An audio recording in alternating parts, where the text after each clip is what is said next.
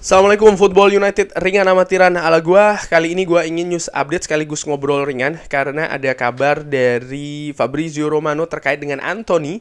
Antony pemain sayap kanan, sayap serang dari Ajax ini dikabarkan sekarang kembali didekati oleh Manchester United. Manchester United bahkan beberapa hari yang lalu sudah melayangkan tawaran sejumlah 80 juta euro kalau tidak salah, tapi ditolak Ajax karena Ajax ingin angka yang lebih tinggi dari itu.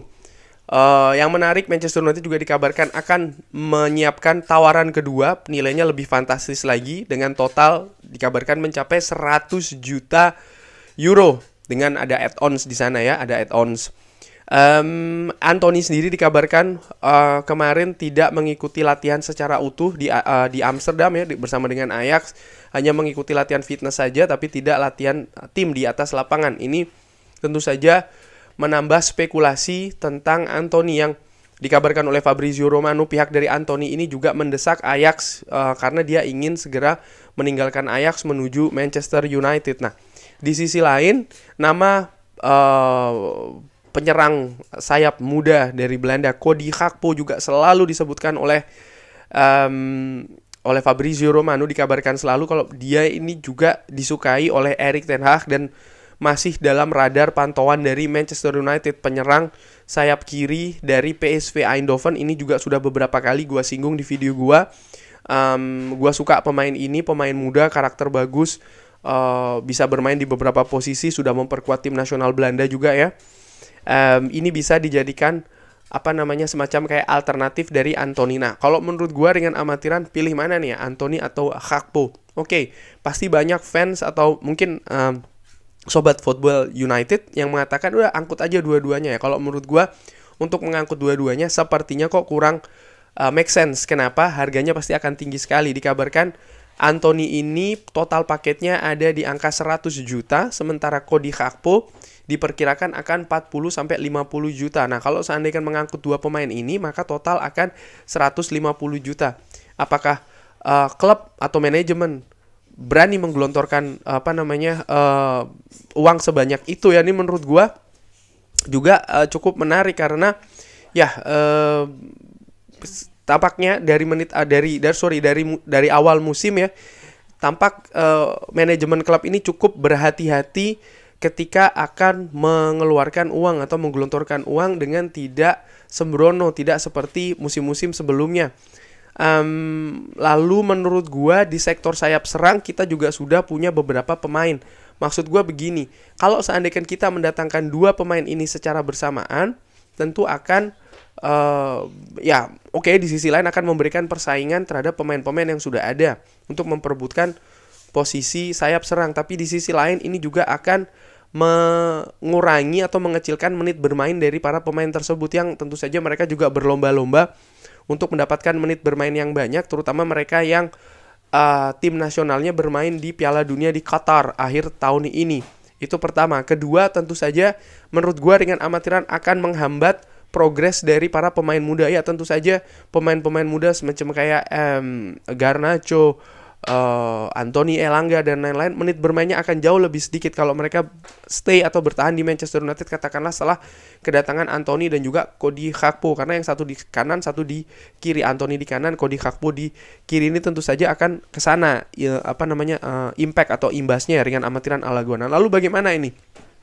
Kalau seandainya memilih, ini gue ngobrol ringan aja ya mengenai news update ini, lebih baik mendatangkan Antony atau Cody Gakpo. Dua-duanya gue suka ya. Dua-duanya punya karakteristik masing-masing, punya kemampuan yang berbeda, kontribusi terhadap kedua tim juga menurut gue cukup bagus, baik itu Antony di Ajax dan juga PSV Eindhoven dengan Cody Gakpo-nya.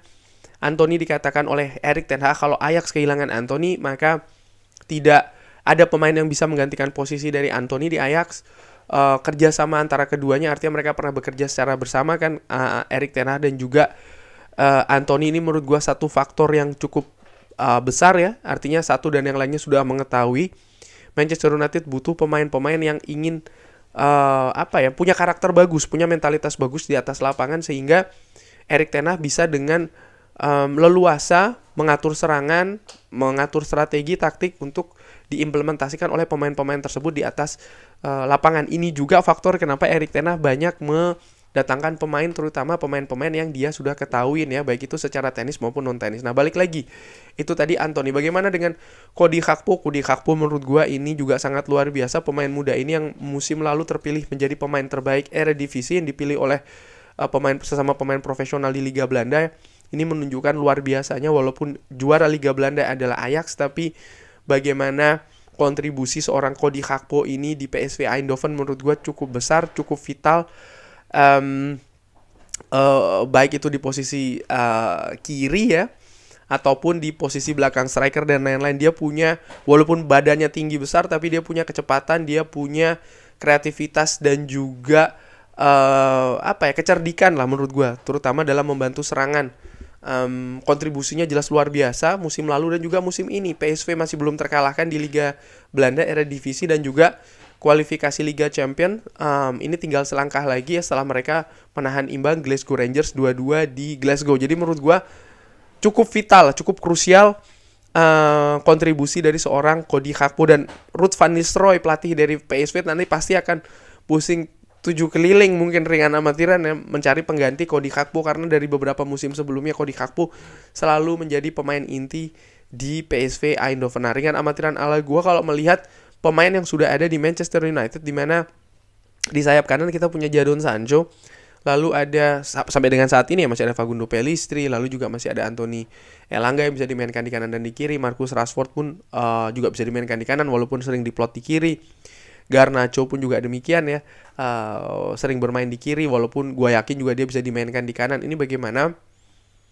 Lalu melihat juga harga dari Anthony yang menurut gue kemahalan sih kalau harganya ini 100 juta. Tapi sekali lagi, kenapa kok harganya bisa 100 juta? Karena Ajax tidak punya gantinya. Ajax tidak ingin menjual pemain ini, walaupun pemain kubu dari Anthony mendesak supaya dijual ya. Tapi Ajax tidak punya urgensi, katakanlah demikian, untuk melepas Anthony. Manchester United waktunya semakin mepet untuk merekrut pemain baru. Mereka butuh penambahan sayap serang ya. Oleh karena itulah harganya bisa melambung sampai kabarnya 100 juta kan, dikabarkan oleh Fabrizio Romano. Bagaimana dengan Cody Gakpo? Cody Gakpo menurut gue jauh lebih realistis. Angkanya ada sekitar 35 sampai 40 sampai 50 juta menurut gue ya. Masih tergolong tinggi juga, tapi begini ya, mendatangkan pemain dari Eredivisie secara langsung ini tentu saja ada resiko di sana. Walaupun Erik ten Hag paham pemain-pemainnya yang didatangkan, maksud gue ya. Tyrell Malacia bisa berintegrasi dengan cukup bagus walaupun masih belum mendapatkan menit bermain yang banyak. Donny van de Beek nih salah satu contohnya. Lalu Davy Klaassen ya kan, banyak sekali contoh dari pemain Eredivisie ini ketika pindah dari Belanda ke Inggris ini mereka butuh waktu lebih. Dan menurut gua kalau menilik atau melihat hal tersebut, maka 100 juta nih resikonya cukup mahal ya. Karena kalau dia bisa langsung nyetel, kalau tidak, nah ini dia nih, tentu saja akan jadi semacam kayak bumerang atau bahkan bulan-bulanan. Oleh karena itulah gua sih melihat seorang Cody Gakpo, penyerang sayap kiri ini, bisa didatangkan oleh Erik ten Hag. Sekali lagi ya, Marcus Rashford itu bisa dimainkan di kanan maupun di kiri. Garnacho feeling gue walaupun lebih sering bermain di kiri, tapi dimain di kanan pun juga mungkin bisa ya.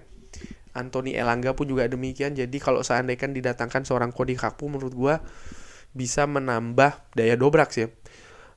Dimainkan di depan pun Cody Gakpo juga bisa karena postur tubuhnya cukup tinggi besar ya, dibandingkan dengan seorang Anthony. Artinya kalau dijadikan atau diplot sebagai backup seorang Cristiano Ronaldo di striker, ataupun backup seorang Anthony Martial juga di depan, menurut gua ini Cody Gakpo bisa, walaupun jarang dia dimainkan di posisi demikian di PSV Eindhoven maupun juga di tim nasional Belanda. Kurang lebih demikian. Bagaimana menurut teman-teman kalau seandainya memilih ya antara Cody Gakpo dan juga Anthony, pilih yang mana dengan data-data yang tadi gua sudah sampaikan dan informasi yang gua sudah sebutkan? Drop di kolom komen. Terima kasih sudah menyaksikan. Jangan lupa like, sholat, dan juga subscribe. Sehat-sehat sekeluarga ya. Wassalamualaikum warahmatullahi wabarakatuh.